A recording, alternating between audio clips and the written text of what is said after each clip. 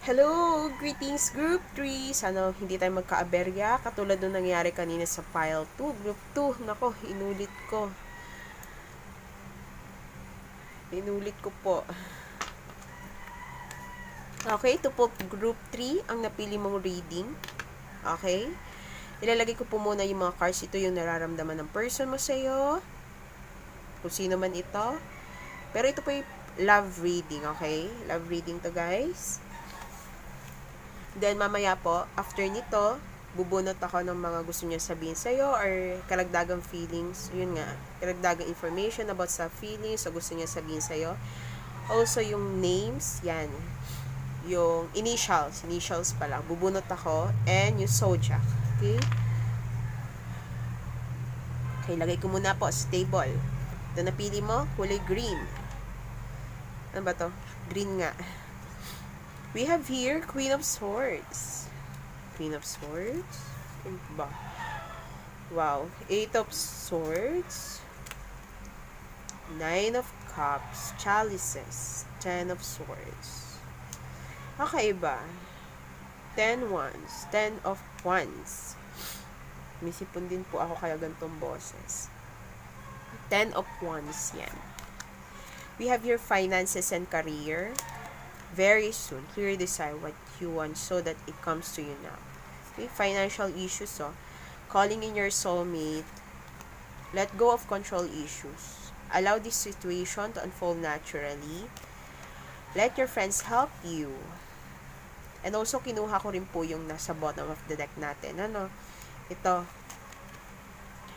Kinuha ko dalawa kasi na-attract ako dito sa isang card Gusto kong kunin. Yun lang yung pakiramdam ko. The Devil and Knight of Wands and also yung Retreat. It's time to disconnect from the world. Okay. Chine-check ko yung time dito sa phone kasi mamaya pala hindi pala nagre-record. Uulit na naman ako. Ang dami ko. Naku talaga yung sa pile 2. Pero okay lang. Move on na, Move on na tayo dun. At least natapos yung reading. Okay, pile 3.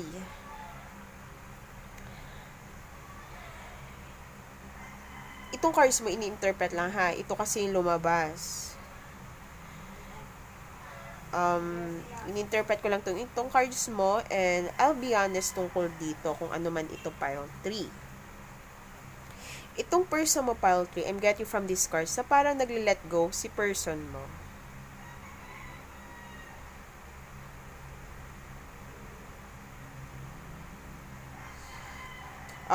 Sa tingin ko naman, naging kasiyahan ka niya. Ikaw yung happiness niya, pero karamihan sa kanila, parang may baggage siyang dala. Nararamdaman niya pile 3 na talaga nasaktan siya sa'yo, nasaktan siya sa nangyari, at maaari ding nasaktan ka niya. Siguro nagselos ang taong ito. Nakita niya na may iba sa buhay mo, kasi parang yung person mo, ipinapakita niya strong siya. At talaga may boundaries, kasi dito, bakit may may kandila, kinukulam tong person, joke lang.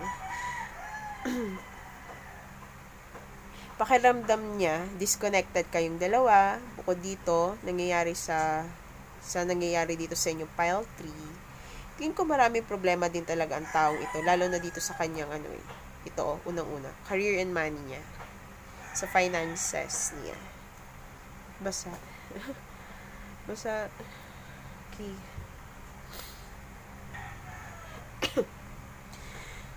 Okay? Parang nag-iisip pa itong si person mo Ramdam niya, kailangan niya mag-decide, lalo na pagdating sa connection yung dalawa. Sa tingin ko nga, lagi kanyang naiisip, yon ini-imagine, ipinagdarasal na maging okay yung sa inyong dalawa. Maging maayos yung connection nyo, pati yung kasama na dito yung sa material things. Para sa kanya, mag-soulmate din kayo. And, para sa kanya, isa ka rin kaibigan. O, yung iba sa inyo, maaring si person mo nagtatanong. Or ikaw, sino man sa inyo, si person mo nagtatanong sa mga friends niya kung ano ba dapat gawin niya dito sa sitwasyon ninyong dalawa.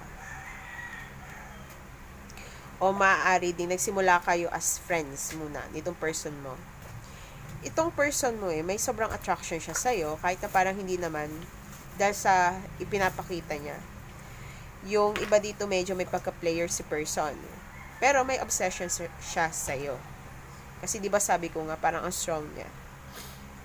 Pero parang gusto niyang i-hide yung nararamdaman niya dito. Pero ang daming swords kasi, tas naka-upright pa itong mga ito.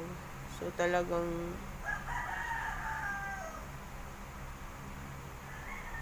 may dala-dala talaga siya, 10 of Wands. Feel niya na betray siya. Ano ba nangyari? May nakita ba to si person mo? Kasi kita mo dito sa background, may devil din. Siguro siya ito, obsessed dito. Ikaw siguro to. O maaring ikaw ngayon, pile 3, iba sa inyo dito, may partner na. Or tingin niya may naliligaw sa'yo na iba. Pero pile 3, okay, balik tayo, nakikita ka niya as a good support naman. Pero, sa dami ng iniisip niya, at saka kinai-stressan, pakiramdam niya hindi pa tama yung oras pagdating dito sa inyong dalawa, pile 3. Kasi, problemado siya.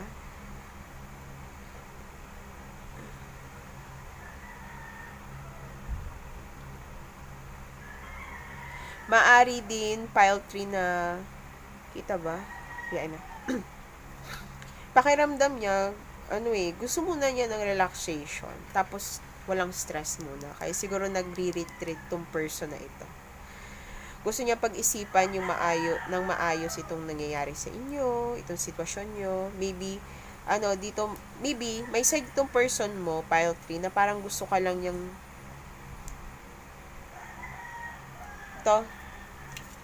kung in relationship ka, parang gusto kanyang kunin, gusto kanyang nakawin, gusto kanyang itakbo. Pero gusto niya ng tahimik. Gusto kanyang agawin dun sa person. Yun ay kung may karelasyon ka. Pero gusto niya ng tahimik.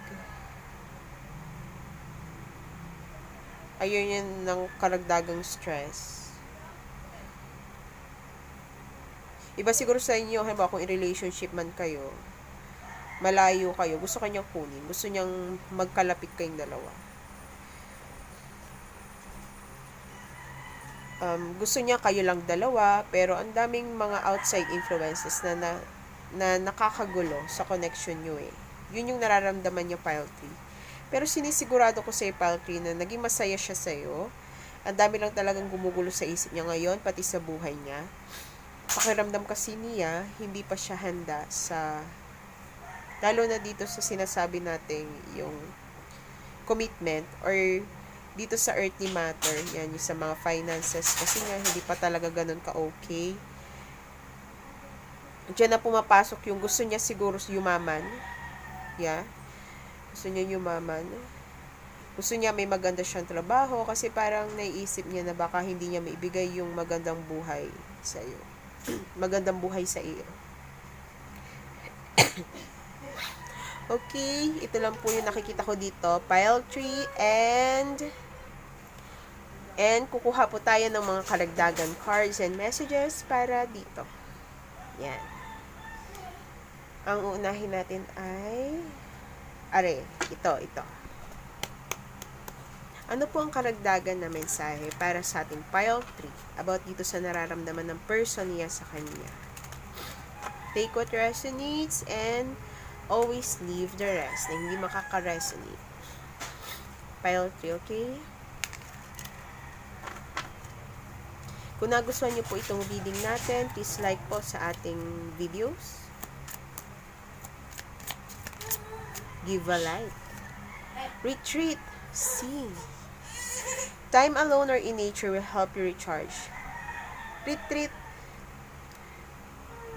Bumalik siya, Para talaga to sa inyo to.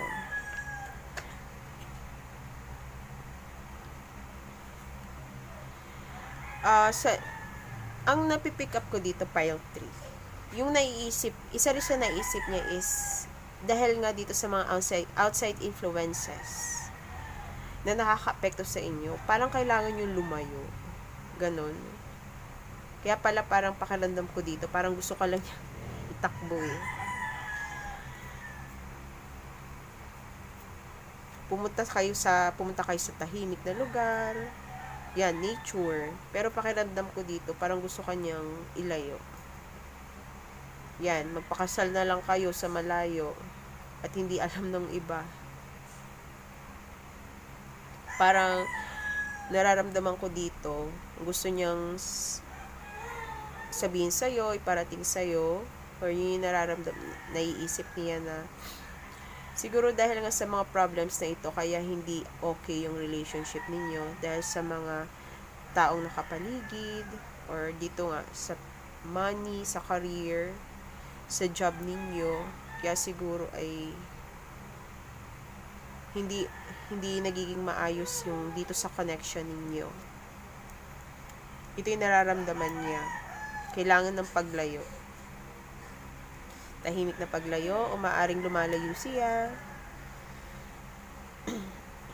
Gusto niya ng alone time sa sarili niya.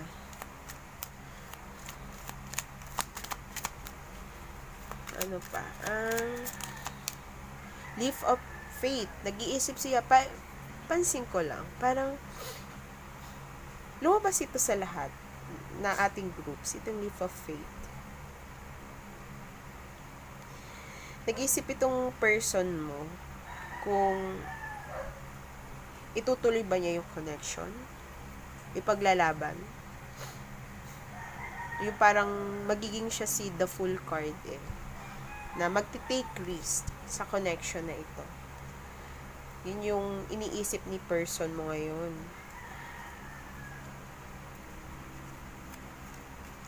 Iniisip niya kung okay ba na kayong dalawa, kahit na sabihin na ang daming sorry excuse, ang daming problema,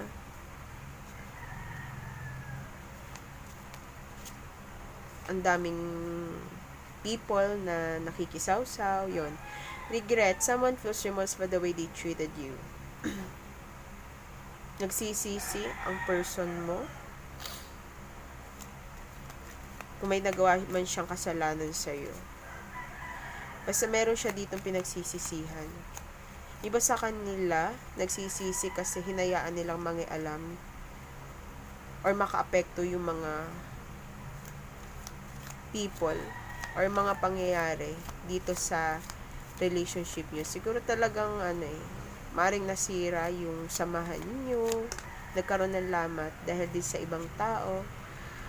Balance. One is giving too much in this relationship.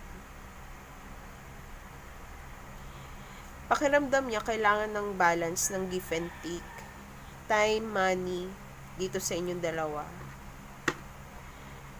Maaaring naisip niya na masyado nang nagbibigay siya ng o maaaring ikaw ito, sino man sa inyo, no? Halimbawa, yung mas maraming na ibibigay yung isang partner kaysa doon sa isa. Parang todo effort. Yun yung gusto kong sabihin. Malapit na doon. Okay, pile 3. Acceptance. Ipinagpapasuggest na lang ni person mo yung sa inyong dalawa. Siguro, naiisip niya na kung meant to be talaga na kayo, kahit anumang mangyari, kahit may manggulo man or may mga problema man, kayo pa rin hanggang sa huli. Okay, pile 3. Anong nararamdaman ni person sa kanya? Integrity. Si person mo, pakiramdam niya, parang may pagkakaiba sa inyong dalawa. Yun yung ko dito eh. Huwag natin yun sa integrity. Yung paniniwala niya Maaaring kaiba sa iyo, magkaiba kayo ng paniniwala. Siguro, isa na rin yung kayo nagka-clash, yung sa inyong dalawa. Iba yung paniniwala niya sa paniniwala mo. Kahit saan ito, kung ano man paniniwala ito. Kahit sa galaw, halimbawa, yung sa pagde-decide. Sa money,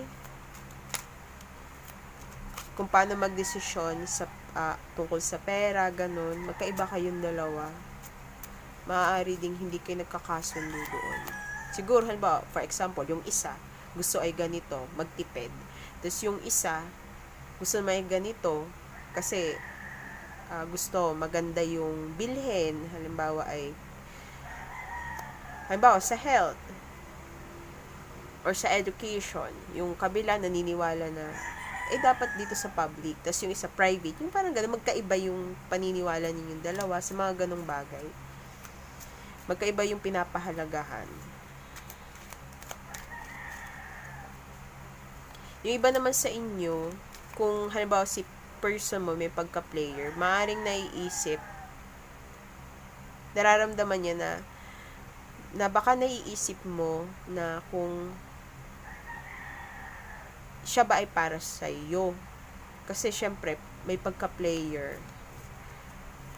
Ikaw yung person na halimbawa, husband or wife material, person na dapat na talagang sineseryoso, ganon. Kaya siguro talagang may pagsisisi din ang person mo na ito. Kung nakagawa siya ng ganon, mali, ng kasalanan sa'yo. Past life love, your soul remembers intense connection. Kung kahit, maaari may ganito kayo, pile 3.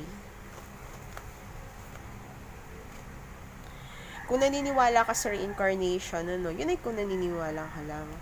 Naniniwala ka sa, may dati pang buhay tayo. Maaaring siya, nararamdaman niya na nakilala ka na niya dati sa ibang katawan lang. Kung halimbawa player si person mo, halimbawa kung player lang siya, kasi para sa akin medyo may pagka-player energy yung nararamdaman ko dito.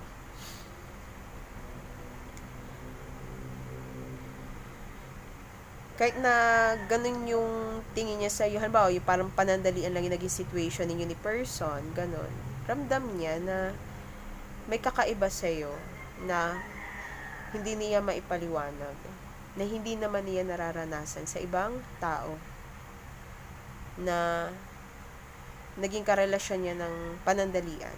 Pero kung ito ay person mo naman na in relationship kayo pa rin hanggang ngayon, dito isang situationship lang, ramdam niya na nakilala ka na niya noon, nakasama ka niya.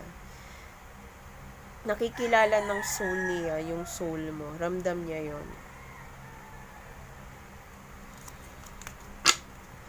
If you know what I mean, ang gulo ko magpaliwanag ngayon. Rejection. Kung si person mo is isang player at nagtatanong ka kung anong ba talagang tunay na nararamdaman niya sa'yo. Sabi dito sa card na pinoprotektahan ka lang daw sa taong ito. Kung player ito. Kasi maaaring hindi pa siya matured enough para sa'yo.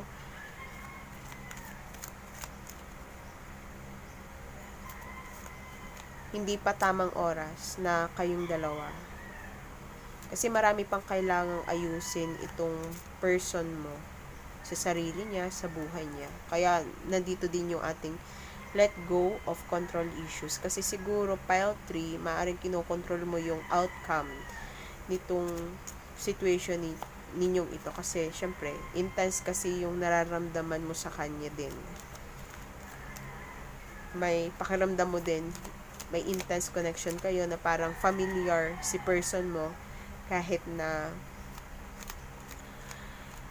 recently mo lang siya nakilala or kakikilala mo pa lang.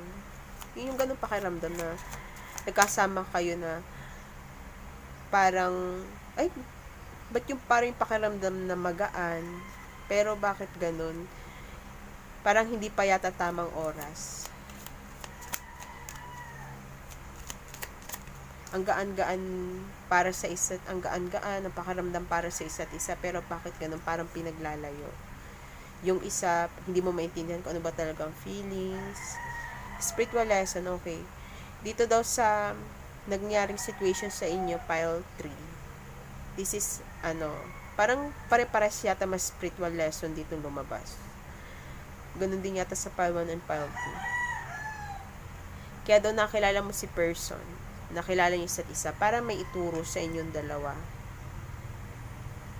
Siguro kasi, may paulit-ulit na cycle na nangyayari sa inyo na dapat tapusin ninyo.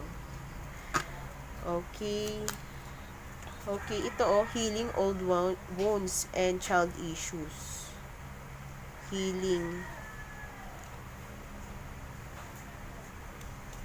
Hindi pa ready.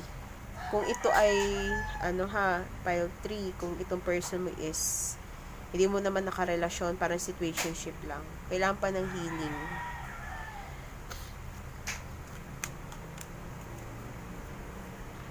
Kasi may mga issues pa si person mo. Itong person mo nakakaramdam ng pagkamis sa'yo, abundance, and protected.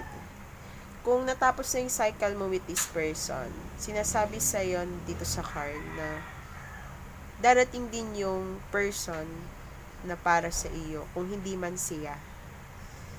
May darating na, kasi ginawa mo yung part mo.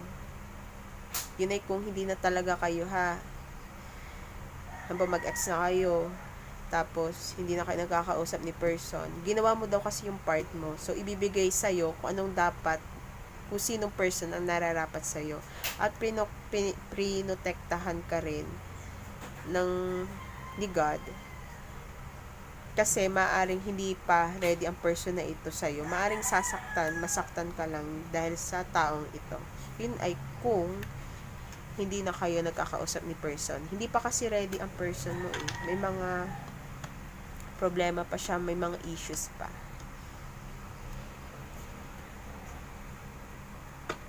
Maari kasi busy pa. Busy pa si person mo sa kung ano mang ginagawa niya. Yan. Busy sa work, hindi pa oras, o kaya ay busy pa siya sa pag-improve sa sarili niya, sa pag-heal. Siguro talaga ay marami siyang naranasan before na hindi pa siya nakaka-move on, kaya nitong nakilala ka, nasasaktan ka niya. Okay, kuha pa tayo dito ng extra cards pa para sa ating pile 3. Ano ang tunay nararamdaman ni person sa kanya?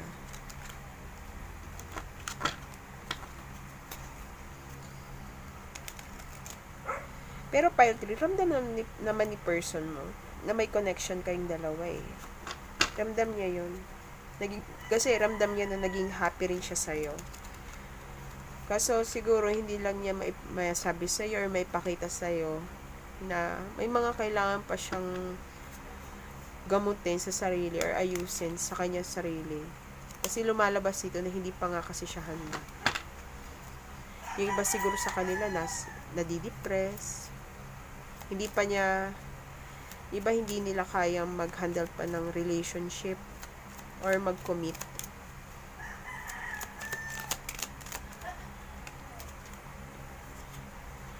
I wish you would come back. I pretend that I don't care. Di ko sabi ko sa'yo, parang si person mo, parang high and mighty. Kasi dito kasi, pansin ko dito kasi kay Queen of Swords. Ayan,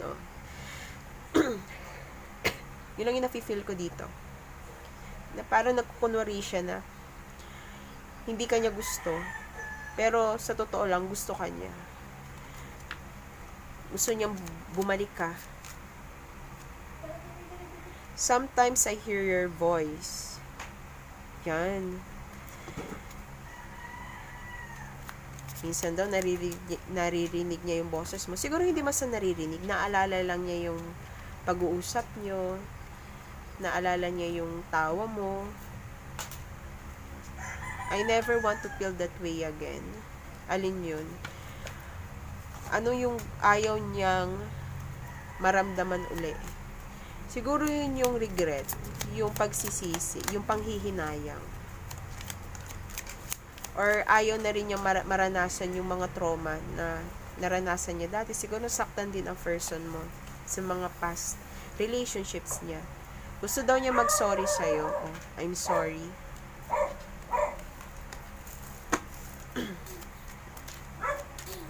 Kasi may regret sa kanya, guys. I'm sorry, ibang tao na ako ngayon. Nagbago na ako. Yun yung gusto niya sabihin sa'yo. Nagbago ka na ba talaga, pile? Ay, person ni group 3?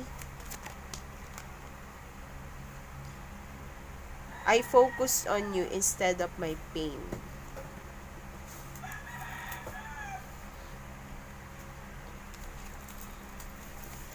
Yun nga, may mga kailangan pa siyang i-heal na mga issues niya.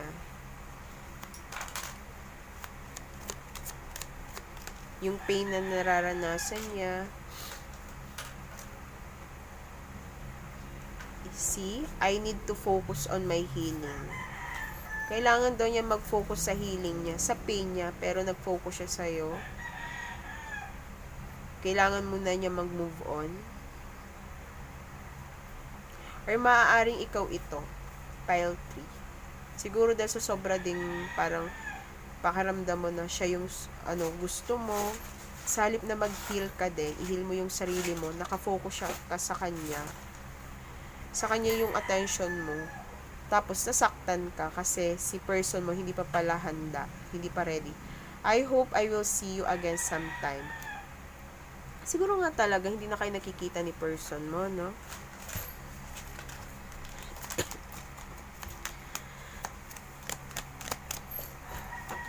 Ano po? Okay, yan na. I do wish you well. Yan yung gusto niya sabihin sa'yo. Sana daw nasa maayos ka. I've been here before with others. So, maaari itong person mo, hindi pa talaga siya totally healed. Nauulit lang niya yung cycle na ganito, na hanggang pati sa'yo, nasaktan ka niya. I know more than you think. I hope you are happy. Sana daw masaya ka. Ito ay para sa inyo na din feel ko dito yung may mga in relationship na. Sana daw masaya ka na masaya ka kung sa bagong relasyon mo, kung meron man, I fantasize about you. Pinapantasya ka pa rin ni person mo. Yun nga, sana masaya ka sa karelasyon mo ngayon kasi hindi ka sumaya sa kanya or nasaktan ka kasi niya.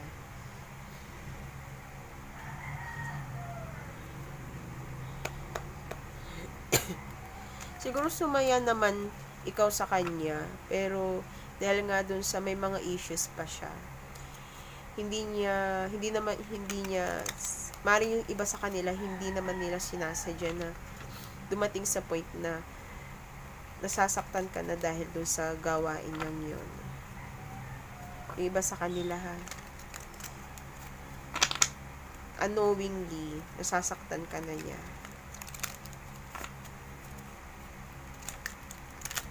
Kaya pala parang na-pick up ko dito is parang gusto kanyang itakbo, nakawin. Kasi maaaring nasa bagong relasyon ka na o kaya ay may bago nang nakakadate ikaw.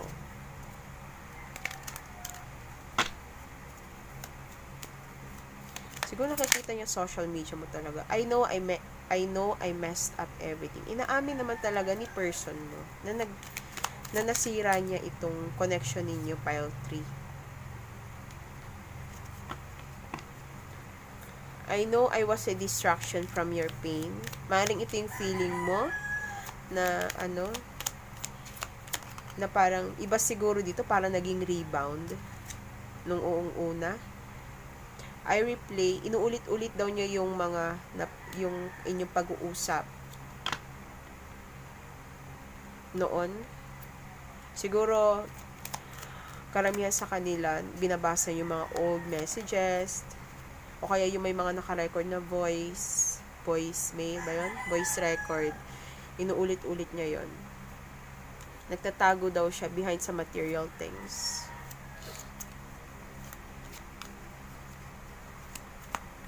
Iba sa kanila nagpapaka-busy. Yung feel ko dito, kaya dito siguro may lumabas na put away the computer. Kasi tinatago niya muna yung sarili niya sa mga ganong bagay. Kasi ayaw niyang malaman mo kung ano ba talaga yung nangyayari sa kanya or yung tunay niya nararamdaman. Nagsisimula na daw niyang maintindihan yung connection ninyo kung ano ba talaga ito. Nararamdaman niya na utay-utay na iniiwan mo siya, na lumalayo ka. Ramdam niya yon. Iba sa inyo, alam niyang masyado pa kayong bata noon or immature pa kayo para pumasok sa talagang seryosong relasyon, sa magkaroon ng commitment. Itinago daw niya kung sino siya sa'yo. Tinago niya kung sino, kung anong katauhan niya. Natatakot daw siyang i-contact ka, kausapin ka, pile 3. Kailangan na daw talaga niya mag-heal. Gusto ka niya. Ano pa po para kay pile 3? Parang kasi gusto ko pa kumuha.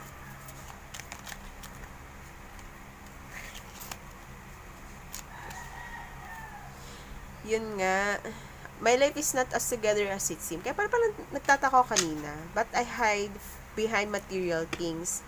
Pero, may problema siya sa finances. Kasi nagtatago lang siya doon.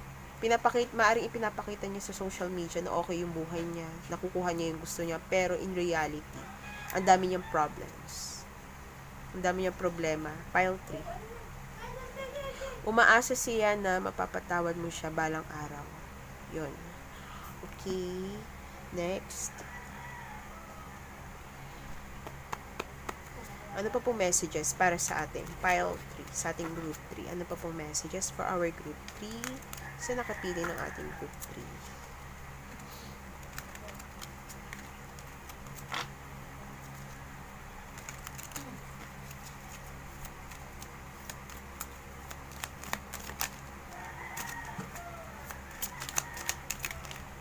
Okay.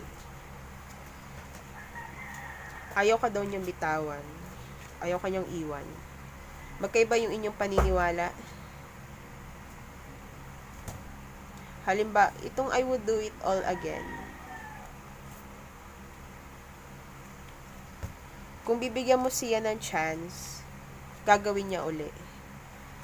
Hindi naman sa gagawin niya ulit yung masamang gawain. Gagawin niya ulit yung manligaw sa'yo kung bibigyan mo siya ng isang chance. Kailangan daw niya maging secure sa buhay niya. Lalo na sa material things, sa pera. I have too much to lose.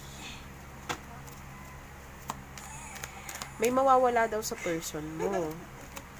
Kapag pinursu ka niya, ano yun? Siguro yung iba sa inyo, yung itinago niya yung totoong siya. Yung di ba may lumabas dito? Yung Okay, nasa na tayo? Na-distract lang po ako. Yan. Di ba dito, sa I have too much to lose? Siguro yung iba sa kanila nga talaga, itinago nila yung tunay na pagkatao nila. Kasi halimbawa, meron pala silang sariling family. Or, kasi nga may pagka-player. Nakilala ka, nagustuhan ka, pero may sariling family pala si person mo. Yun. Once na i-pursue ka, maraming mawawala sa person mo. Yun. Yun yung gusto niya sabihin sa'yo. Take what resonates, kasi ito po ay collective reading. I feel the sexual tension, ramdam niya. Na-attracted talaga siya sa'yo sexually. I can't get enough of you. Halo-halo kasi dito. I wish we could go back. Go back in time. Ulitin yung dati. Kasi ang dami niya mga pinagsisihan.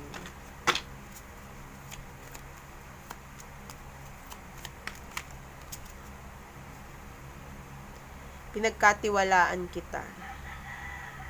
Ikaw nang umalam. Maaring yan yung nararamdaman mo sa kanya, pero nagtago siya. Tinago niya yung tunay niyang pagkatao. Yung totoo sa kanya. Hindi siya naging genuine sa'yo. Hindi niya sinabi sa'yo lahat na dapat ay alam mo. I compare others to you. So, maaring kung ito naman hindi hinahanap ka niya sa iba.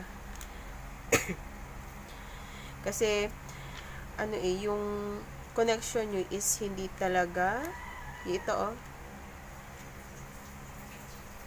may intense connection kayo, past life love daw kayo. And hinahanap niya yung ganong feeling sa iba, na hindi naman maikukumpara yung nararamdaman niya sa'yo, or naramdaman niya sa'yo sa ibang tao. Bottom of the deck. Hindi pa siya nakaka-get over sa'yo. Yan, hindi pa siya nakaka-move on. Sana tayo. Parang gusto ko bumalik. Okay, dito. Sa ating soul check. Mga soul check na ito. Gagawa ulit ako ng reading sa sunod tungkol sa feelings. Kung kayo ay nabitin. Pero parang ang pinakamahaba ay sa ating pile 3. Anong soul check ng person mo or ito?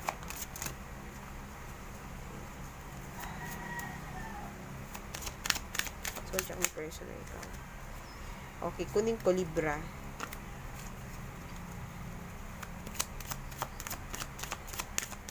Archangels and Angels. Ano pong soul check ni para sa ating pile 3?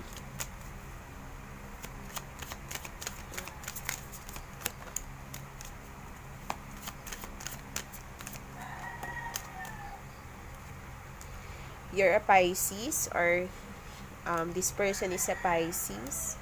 Earth signs, Taurus, Libra, Virgo,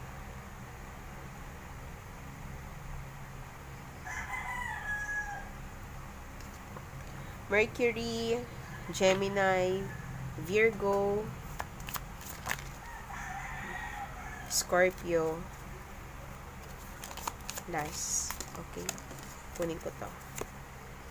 Iba sa inyo, Leo eh. Kunin ko si Leo. Leo, Pisces, Cancer, Taurus, Libra. Masyado nang madami. Ayusin lang natin. Pasensya na po, ang dami kasi. Yan. Para sa mga numbers, we have here 5, 21, 12, 4, 7, 15, 8, 16, 14, and 26. Okay. Next naman po ay dito sa atin, mga baka sakali may lumabas sa initials ng person mo or ikaw, Group 3.